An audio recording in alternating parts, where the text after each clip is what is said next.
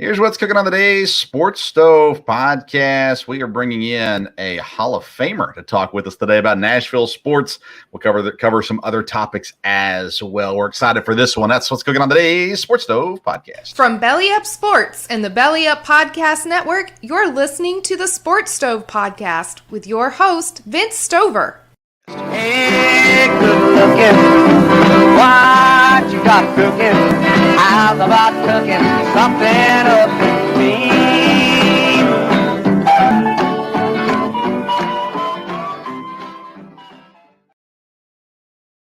Welcome into an all-new edition of the Sports Stove podcast presented by In the Clutch. In the Clutch has officially licensed apparel for Major League Baseball, Major League Baseball Players Association, NFL, National Hockey League, and all kinds of other things. Go to intheclutch.com, use the code SPORTSSTOVE, get 10% off your purchase. Dad, we have a great show lined up, and good to have you back with us, by the way, Dad. Thanks for being here. Yeah, good to be here. I'm really excited about this one. This will be great. All right, well, let's bring in our guest. We don't want to leave him waiting too long. He's trying to watch some baseball tonight, so we're going to bring in George Plaster. He's a Tennessee Radio Hall of Famer. He's the host of the all-new George Plaster Show, Monday to Friday, 4 to 6 on Mainstream Media TV, which you can find on your Roku, Fire TV, and Apple TV starting July the 11th. George, it is a real honor to have you with us. Thank you for being here. Oh, happy to do it. Hope you guys are doing well. We're doing great. You know, it's funny. I was thinking about my childhood today, getting ready for you coming on. And one of the reasons why I am doing the show is because I grew up in the car with Dad listening to George Plaster between Murfreesboro and Nashville. Every time I hear it, was it Van Halen's Jump, I think was your absolutely song? Yeah. So I remember anytime that comes on, I think George Plaster, I think childhood memories. And then I actually used that song for my first ever live sports show, halftime show during high school football on the radio. I used that song as my intro, as an ode to my childhood. So I really do appreciate you coming on. Tons of memories listening to your voice throughout my childhood. And of course, Dad was involved with that as well. Dad, you won cookies, I think, listening to George's show, or a trivia question or something like that sometime. I did. There was a trivia question about Stump George. He did that for just a little while, and I asked a brave question and actually won. So, do you remember the question? It was, what baseball player was the first one to get as a write-in vote in the All-Star game? When they first started the write-ins back in the 70s, the first player to get in as a write-in, and it was a Brave. Rico Carty? Rico Carty is who it was. Was it really? Oh, yeah. We're cooking with gas. Now we got to send George some cookies. He got the question right. Yeah, George, I want to talk to you about Nashville sports, because Nashville, which is where you're at, it has just become one of the top sports cities in America, it seems like right now. And I mean, back before the Titans came, we always had the Sounds, or for a long time we had the Sounds, and we had the Nashville Knights hockey there for a little bit as well. But it seems like right now, when people think of Nashville, one of the things they think of is sports, compared to in the past when it was only music. Sports is a big part of that now. What is the cause for that boom of Nashville as a sports city? Phil Bredesen. If to put it in, a really quick answer, he was the one that had the vision to say we need a downtown arena. He was the one who took the chance that Bud Adams might actually be for real, because Bud Adams had been shopping the Oilers around. Jacksonville was one of the cities. There'd been some others. Bredesen had a vision to him as a mayor in the mid-90s that nobody else had. And without him, even though he was not some big hardcore sports fan, none of this would have ever happened. Do you think that what Nashville currently is fits that vision, fulfills that vision that Bredesen had? That's a great question. It probably has gone a little past that. The Titans in the first year of the then new stadium go to the Super Bowl. Nobody could have seen that coming. The Predators attracted a level of passion when they made the run to the Stanley Cup that probably nobody saw coming. So the real answers to it are it's probably surpassed what we all thought. I look at what it is now. Now the tight ends meet in Nashville every year for their tight end university, and it's becoming again just a place for people are living now. Right, off-season athletes, celebrities are all moving to Nashville. It seems like some of that might be the stuff that goes on in California has pushed them this way, but others it's a very attractive place to be, and the Titans have been a big part of that. How far have the Titans come? I mean, when they came in. That first couple of years, people liked them, people supported them. But what was it? Was it the Super Bowl run that actually drew all the major support, or where are they now compared to where they were in the late '90s? Well, I don't think it's anywhere near fan base wise what it was back then. Jeff Fisher and a group of players that were starved for attention really got out in this community, and the public. The community loved them. I don't think that exists right now to any great extent. I think they've lacked a little bit of you've had a couple of quarterbacks that really have not been deep into the community. Marcus Mariota might as well have been, in some sort of a cave when he was here. Nobody ever saw him. And frankly, Ryan Tannehill has not been overly visible in this city. And I think when your quarterback isn't, I think it hurts you. I'm not saying it necessarily affects how many people you draw, but I don't think it helps at all. Dad, you always kind of accredited some of the less fandom to the Derek Mason move, didn't you? Well, I think that was that hurt the Titans. I don't believe they were ever quite the same team after they got rid of Derek Mason from there. And again, that may have hurt in the community also. So, excuse me, I know y'all are wondering what I'm doing. I'm trying to get a phone charger that doesn't seem to want to help me at all to work. So. And then you'll hear people say, well, George is not exactly the most technologically solid. So the two combined, y'all are talking to a moving target. Sorry about that. No, it's fine. When Derek Mason was let go, Dad said that for a long time. It has a major role in where the program has gone for the Titans. When they chose not to bring back Derek Mason to let him walk. Of course, that was around the same time as McNair left and all that kind of stuff too. But that was the heyday, right? The McNair, Derek Mason, Eddie George days. That was kind of the heyday. Obviously, they went to the Super Bowl, so that'd be a big part. But even the first couple of Vince Young years were pretty incredible. They got themselves into a salary cap mess where they really didn't have any choice. And they made the decision, as a lot of teams did back then, to play it out, to try to go one more year because they felt like they really had a shot. It didn't work out, and that's what your dad was referencing when Derek Mason and Steve McNair ended up being gone the same day. That was kind of a Black Monday in Titans history. Yeah. Steve was very impactful in Nashville. People absolutely loved Tim McNair, and his passing was felt very hard. It felt like in that community as well. When you look back at those years and now, the access you had to players and coaches, or the relationship, maybe be the better word for it, you had with players and coaches, would you say it was as good as it is now, better than it is now? What kind of access did they give you, especially in those good early years? It was light years better. It's not even close now. And a lot of that has to do with COVID and Zoom interviews and all that kind of stuff. You very seldom get one-on-ones anymore. A lot of those guys that came here at the beginning, I formed some really good friendships. Steve McNair, Eddie George, Derek Mason, were all guys, Blaine Bishop, that I considered friends. Peter Sermon, Drew Bennett. I could give you a long list of them. Those were some great guys. That's the best locker room that I have ever covered. And I always tell those guys, y'all were incredible to deal with. There was virtually nothing that I asked for, as far as going to players and saying, would you come on this show? Would you come over to the Wild Horse, whatever, that they didn't help me. They were incredible.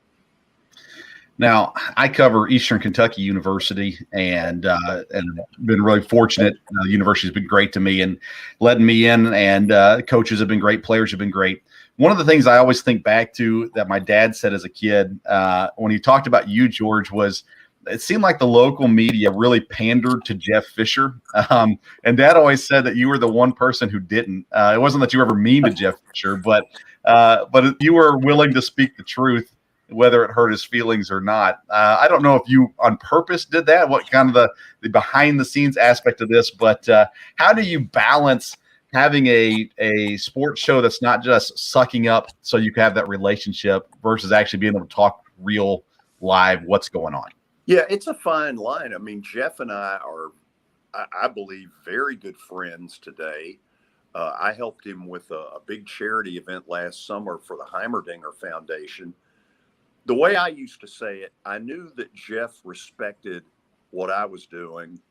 I very much respected what he did. And I always believed that he was probably the only coach that could have taken all the buffoonery in the late 90s, working out of a trailer, dealing with buds, penny pinching. He's probably the only guy that could have navigated that. We're lucky that it was Fisher back then. And I think he knew that I felt that way. We got into it at times over Pac-Man. That was probably our worst go at it.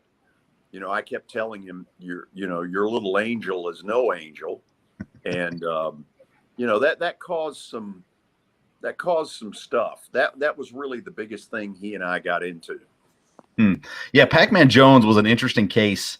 Talent versus off the field stuff, and even now he seems like he's doing well. I don't know. I don't see him much about him anymore, other than his recent taking care of some kids, friends, children, and stuff like that. And so now that's come up again. But he kind of, do you think he ever turned things around?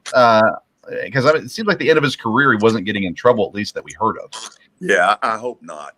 He was an incredible talent, and a lot of it was wasted. He ran through a bunch of money very early in his career. It was just kind of a sad deal. I hope it's turned out well for him. I really do. I've got more questions, but Dad, I know you probably have some questions too, so I'll let you ask a couple. Well, I do. I got a couple. One, when I was there, in the area for about 40 years, there was just some great sports personalities there. I think of John Merritt, Boots Donley, Kermit Davis, Pete Weber, and several. George, who would you think is one of the biggest sports personalities that you've covered there in the area or got to know? Obviously, for me, C.M. Newton, who was like a second dad to me, was one of those. Big John, John Merritt you're referring to, there's a guy that was larger than life. I think it was fortunate that the NCAA didn't seem to swoop in on Tennessee State back then. I'm not sure how much they were into complying with rules. Boots is still here. I see Boots at breakfast. A group of us get together. Larry Schmittou was another one, a great personality, at that time. So you're right. We were blessed with not only some really good sports people, but some real personalities. Hey, to follow up with that, who was your least favorite? No, I'm just kidding. Go ahead, Dan.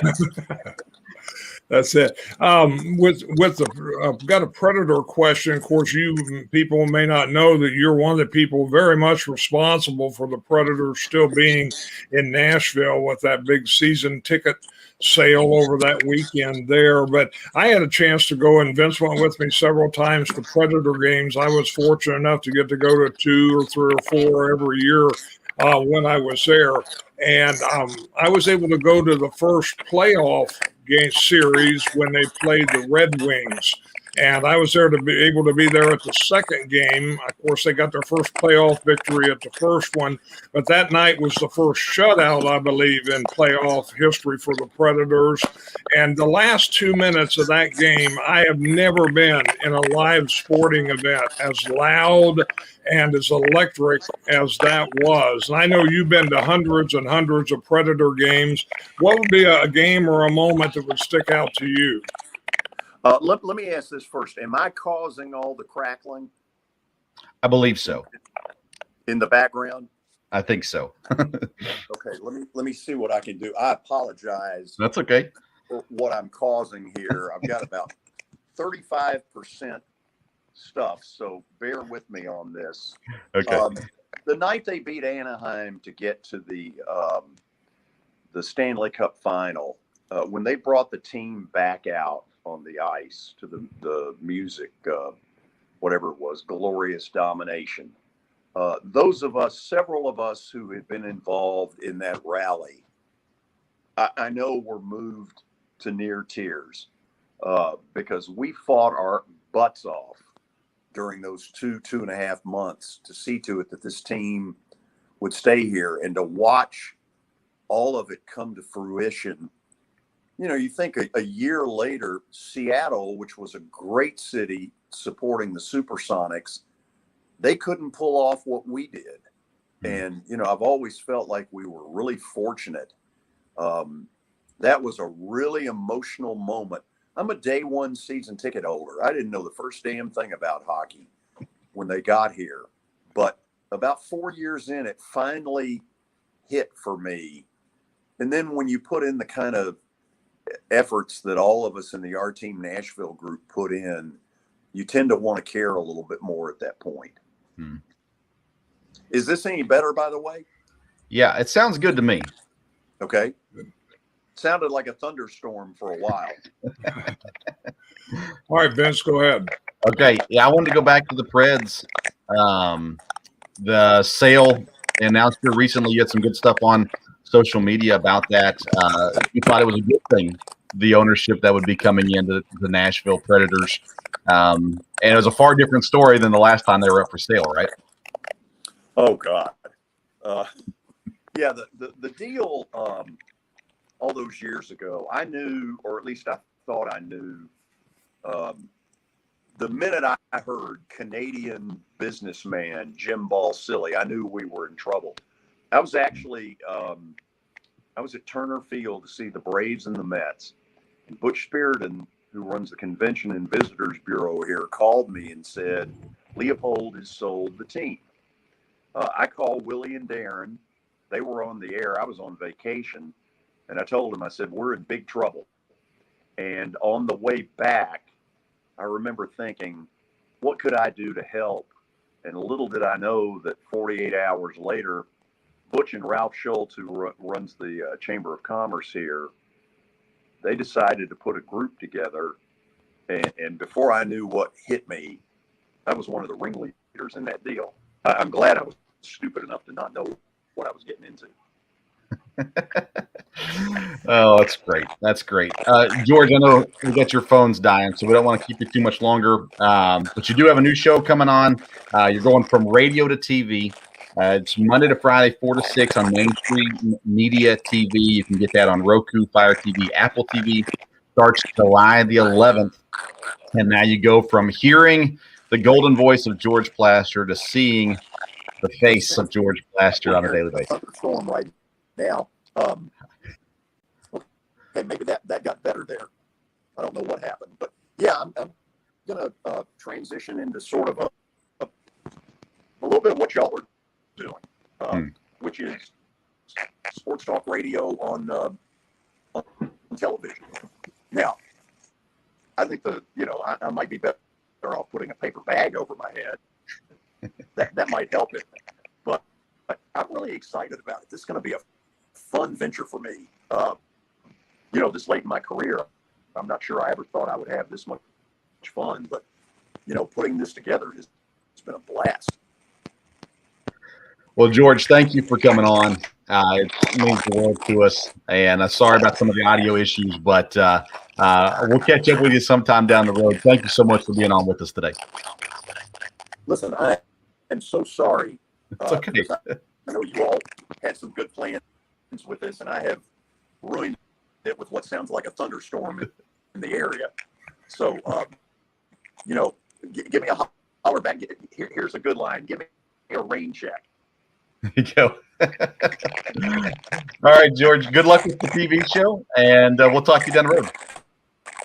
Thank you. I am so sorry that this hadn't worked out better. No problem. Thank you so much. We do appreciate it. Thanks for being on. All right. That's George Plaster again, Mainstream Media TV. You can get that, download that on Roku, Fire TV, Apple TV. The show starts July the 11th, 4 to 6 p.m. Central Time, Monday through Friday.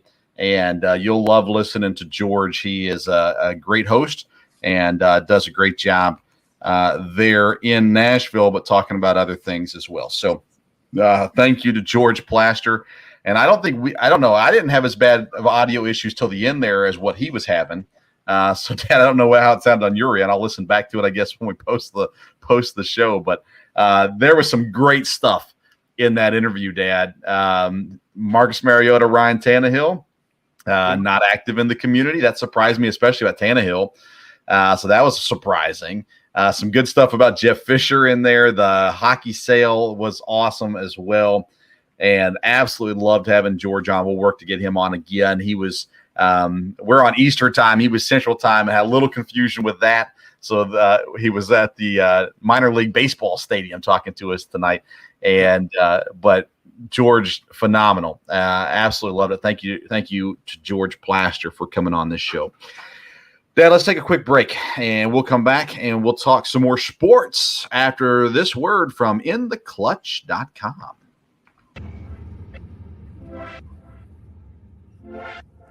InTheClutch.com, the newest sponsors of the Sports Stove podcast, and we are excited to partner with InTheClutch.com. They have officially licensed apparel and accessories for your favorite sports teams and athletes. Use code SPORTSSTOVE and get 10% off your first purchase. You can find shirts like I Still Own You, Green Bay Packers. Are we talking about practice? All kinds of great shirts in baseball, football, hockey, and basketball.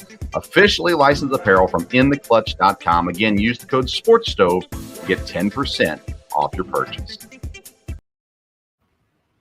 Welcome back into the Sports Stove podcast, and we and Dad are going to finish up the show here talking about some things. There's a lot of basketball news going on right now. We're going to hold off on that till Sunday, and we'll have a guest on Sunday to talk about the NBA and all that stuff. So we will talk about it, but we're going to wait till Sunday. James Harden optioned out of his player option with the Philadelphia 76ers. Beal also went optioned out of his player option with the Wizards. We'll see where all that leads to. The Hawks trade to get an all-star guard to add to their backcourt as well. Let's talk, though, about Emoni Bates, Dad. Number 1 overall recruit, signed with Penny Hardaway and Memphis last year. It did not go well. And so he enters the transfer portal, and he signs with Eastern Michigan. An interesting decision from last year he was the number 1 high school recruit coming into college. And now he's going to Eastern Michigan. No knock to Eastern Michigan, but that doesn't make any sense, does it? No, I mean, I was really surprised about that.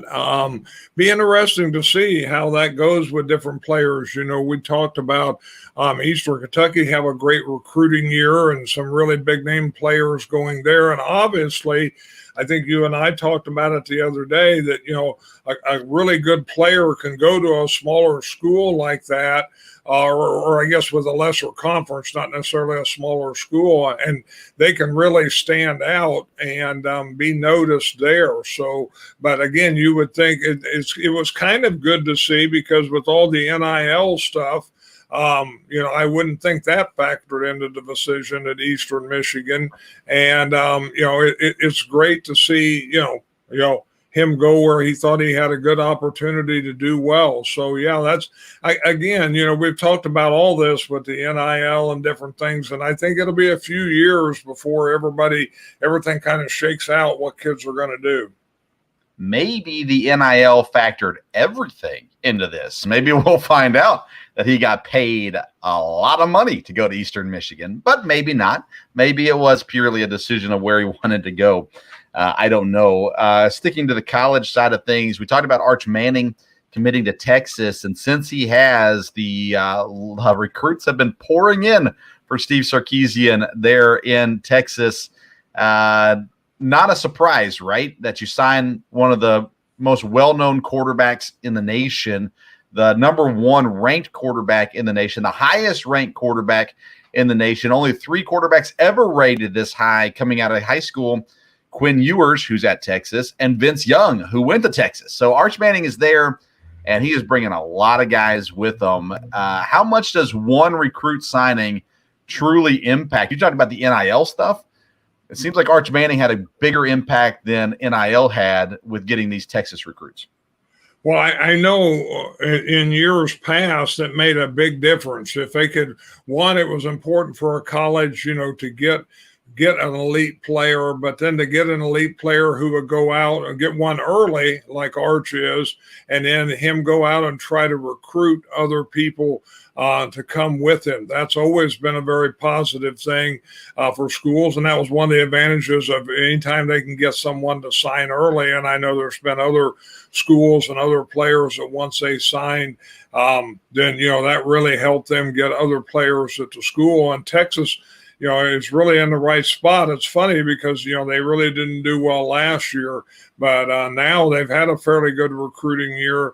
And with this, there's a lot to look forward to in the years to come. I assume most of these recruits will come in the class that he's in also, so it'll be very interesting.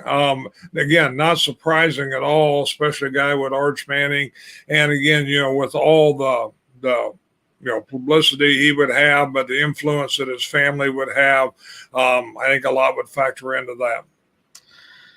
Yeah, I think it would as well. And the thing with football, you got to remember too, is it takes a little bit of time, right? Because even these guys coming in as freshmen, they're not all going to be ready to go as freshmen. And so it's going to take 2 or 3 years for that class to really be effective. So you're going to have to be patient with Sarkisian. Now, the transfer portal changes that a little bit, where you can bring in guys to plug and play. But overall, if I had to put money on Texas, I'd put it on them in 3 years versus next year or even the year after, as Quinn Ewers will be the quarterback this year, so we assume, and maybe even the year after that as well. Texas still currently in the Big 12. Not that much longer. They'll be moving to the SEC. But the Big 12 is looking to hire Brett Yormark. He is as the next commissioner for the Big 12. ESPN reported, others did as well. But he is currently the COO of Jay-Z's Rock Nation. So kind of pulling from a different area, I guess, than what you think of for commissioners. But in the day and age of the NIL, you want someone who is very understanding of culture and how things are going and in touch, especially in the marketing side of things, not just for the NIL stuff, but for the conference as a whole. Because this conference, Dan, is kind of reshaping things, right? They're bringing in new teams. Cincinnati, Houston, and Central Florida will join next year. So this Big 12 move is intriguing, I think, to see the direction they're going with their commissioner choice.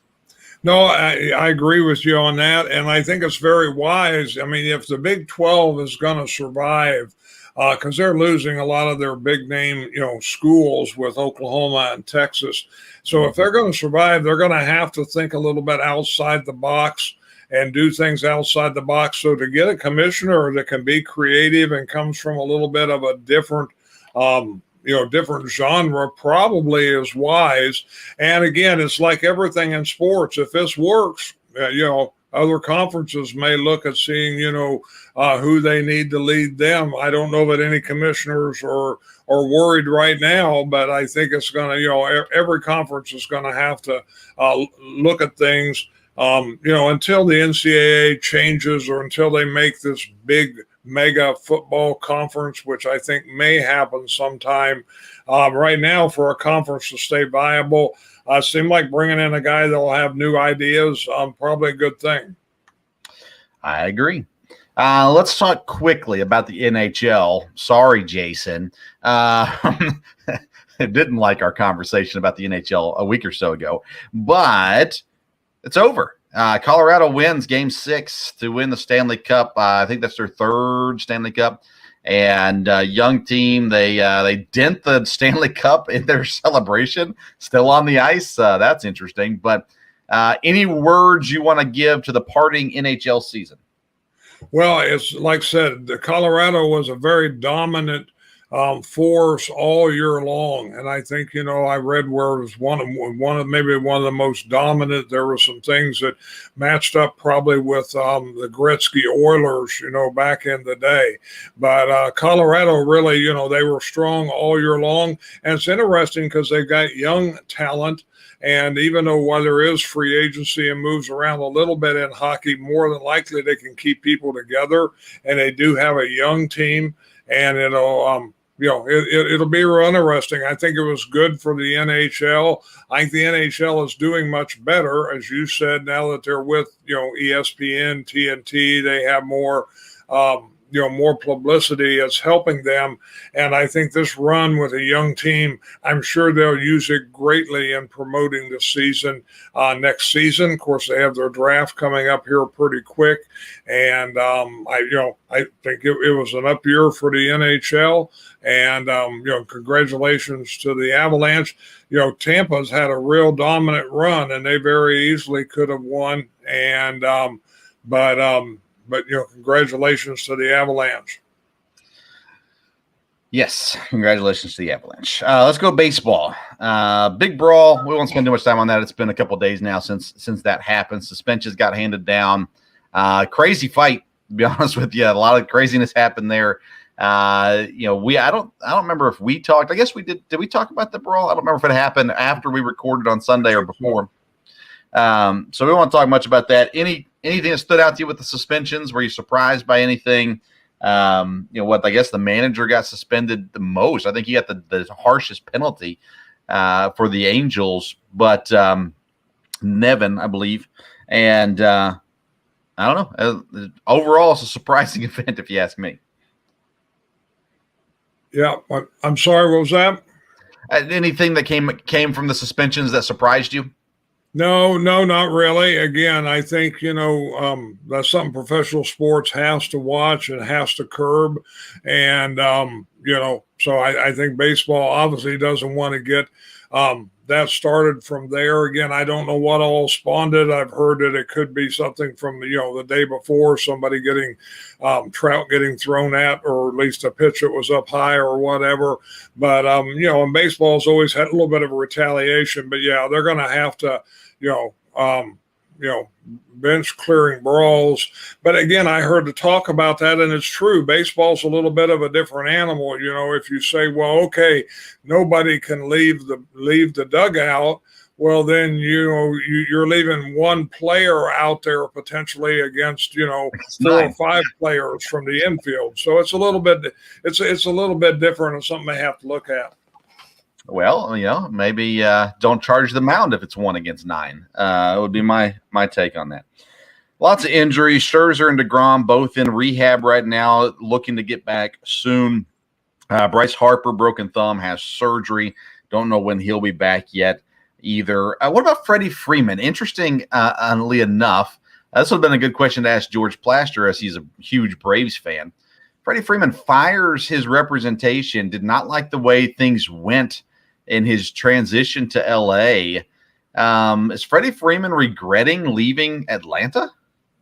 I don't know. That's what I wondered when I heard about this, and I wasn't able to hear much about it today. But when I saw that, I thought, he has to be the one that makes the final decision. So I don't know. Of course, he was back in Atlanta over the weekend and had a great reception there from the fans. And so I'm not sure what that was all about. Can the Dodgers trade Freddie Freeman for Matt Olson?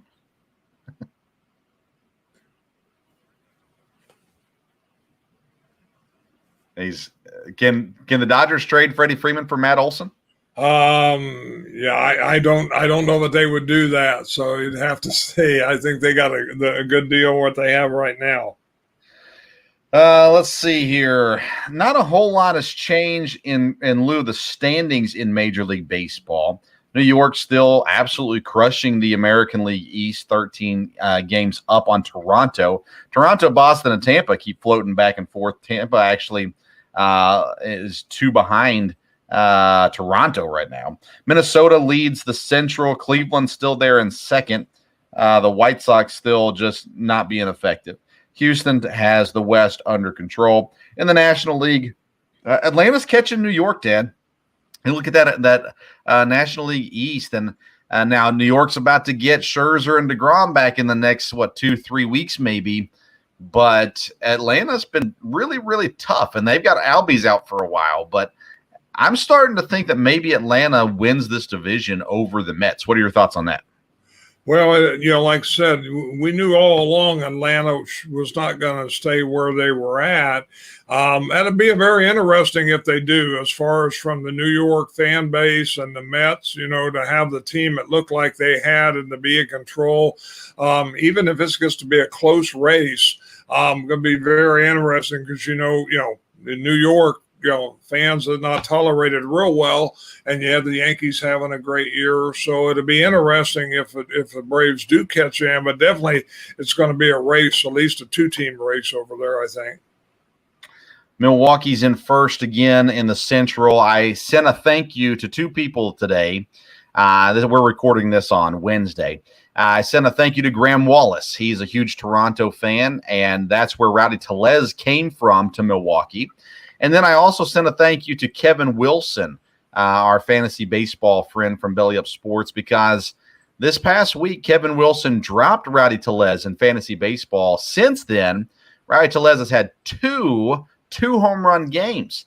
And so once Kevin let him get him off the roster, he was free to finally start playing well. So Rowdy Tellez having a huge week for Milwaukee. Thank you to Kevin for dropping him. Thank you to Graham for talking Toronto into trading him to Milwaukee last year. In the NL West, Dad, the Dodgers in the lead. San Diego only a game back. San Francisco has fallen into solid third place, 5.5 back there. This seems like a 2-headed monster, and San Diego's not healthy, Dad.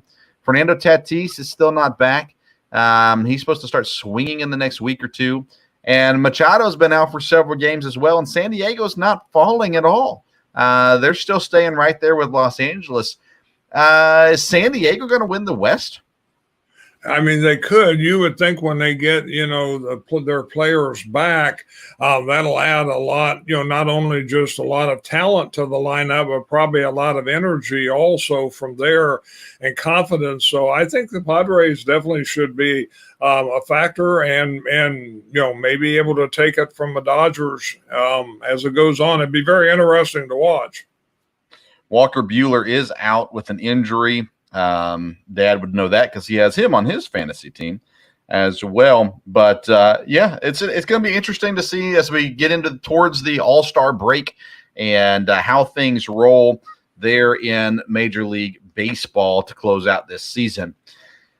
Football news: Terry McLaurin, he is back, signed his extension. He was holding out, but he is back now. So he got that signed. That's good news for the Commanders. They haven't had a whole lot of good news here recently, so they'll take that for sure. Deshaun Watson hearings continue. They'll be in their 3rd day of meetings on Thursday. Not a whole lot to talk about there. And then, Dad, the Baker Mayfield situation. I've heard from people who know things that he's going to Seattle, and I've heard from people who know things that he's going to Carolina. But he's still a Cleveland Brown as of today, even though he is not going to play for Cleveland. How long do we go before Baker Mayfield gets moved? I would think, basically it just needs to be done before training camp now that we're in a dead period here. So, you've still got a couple weeks. But I would think, if one of those 2 teams were going to get him, then I think it would be, I would think it'd be settled a week or 2 before training camp at least, so he can start, getting into the system somewhat. Again, it's hard to tell where he's going to go. Like you said, people that know say one team, and then people that know say the other team, and it'd be anybody's guess. Probably a lot of it has to do, I guess, with the finances, whether they're going to get anybody. Because technically, Cleveland has to trade him. Is that correct? Or he's not really just a free agent, is he? Not yet. They'd either have to release him or trade him. Yeah. And so there's going to be some of, his salary. I think they want a team to take some of it. And so I don't know what the approach is there from either team. I think he could fit, with either team, would be a help with either one. And it's definitely drug on. But I would think it'd be settled within a couple weeks of training camp. Would only make sense if he's going to go ahead and sign with one of them, or if he's going to wait and see what happens, what injuries or teams that look at other quarterbacks from there. Yeah, I've heard that Cleveland is looking to unload half of his salary. So they're going to pay about $9 million and looking for the other team to pick up the other, I think it's $8 or $9 million. There as well. And then an interesting story, Dad. Cincinnati Bengals running back Trevion Williams, Ben Baby has a story on ESPN. He is going to be an adjunct professor at Texas A&M teaching on NIL to the students at Texas A&M. So he's teaching a course specifically on NIL. He was at A&M from 2016 to 2018. How much money did he receive in his time at college that he is so professional on how to teach on getting money while you're in college, do you think? Add that to the Jimbo Fisher topics, even though I don't think Fisher was there when Williams was there. Maybe he was for his last year. I don't remember what year Jimbo Fisher went to A&M, but that's an interesting concept, right, for an NFL player to come in and be an adjunct professor to teach a class on NIL. Well, definitely colleges are going to keep doing more with it and giving more training. Yeah, that is interesting. That does make for an interesting question.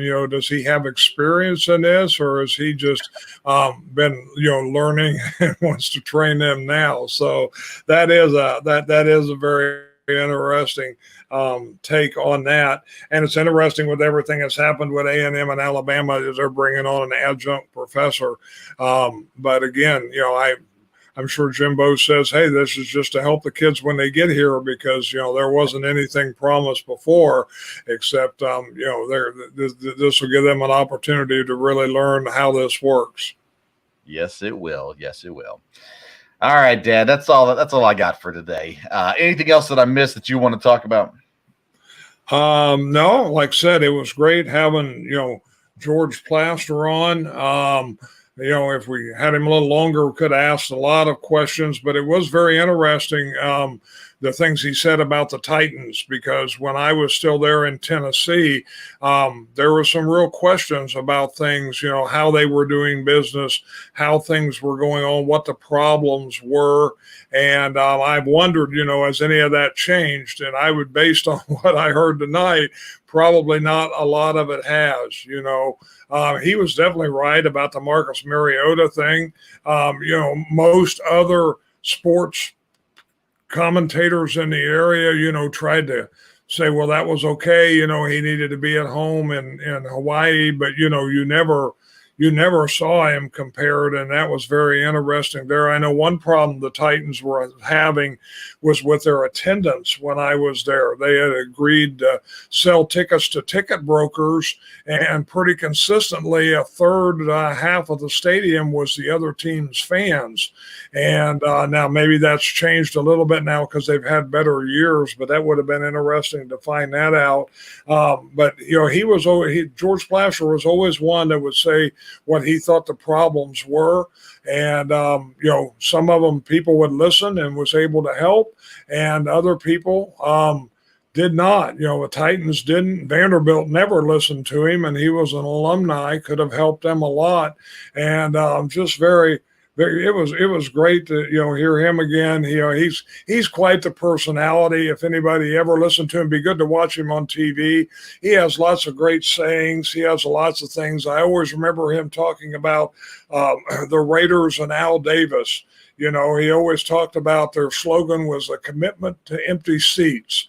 And the logo was just litigate, baby. And he was constantly on that with the Raiders and Al Davis, and a very colorful guy. Yeah, and you can watch him now, Dad. Actually, you can download the app and watch him starting July 11th for mainstream media TV there as well. I wanted to talk to him about Major League Baseball and the possibility of them coming to Nashville as well. So we'll work on getting him back on sometime down the road and try to ask a few more of these questions. But I sure appreciated him taking the time to come on. And again, when I think of local radio, I think of George Plaster, how it should be done.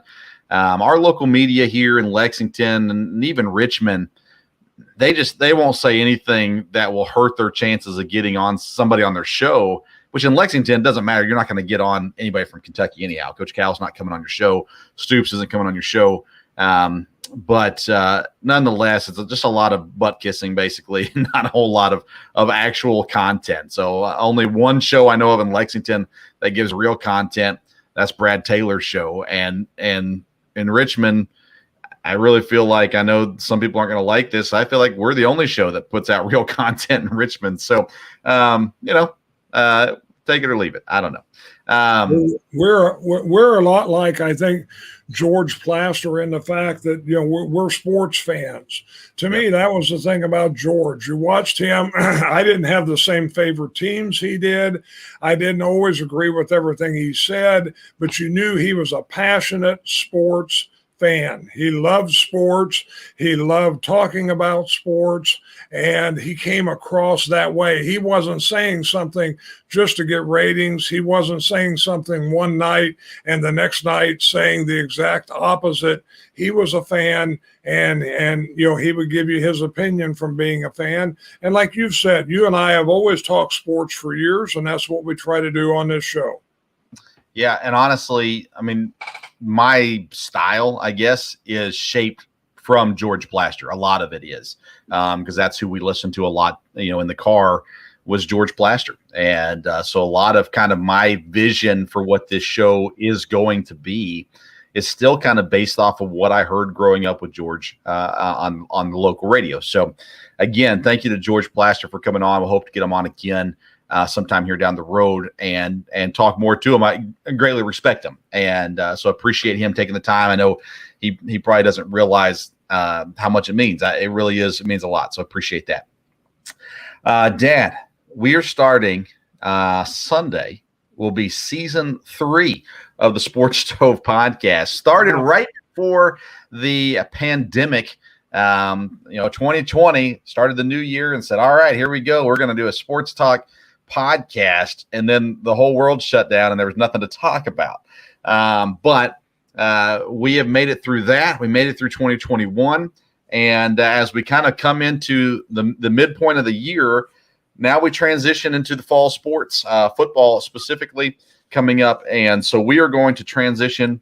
We've got new segments coming for season 3, new stuff going on with the local hour, new sponsor, lots of fun stuff happening. So tune in Sunday as we kick off season 3, where we're talking NBA. We've got an NBA guest coming on with us as well.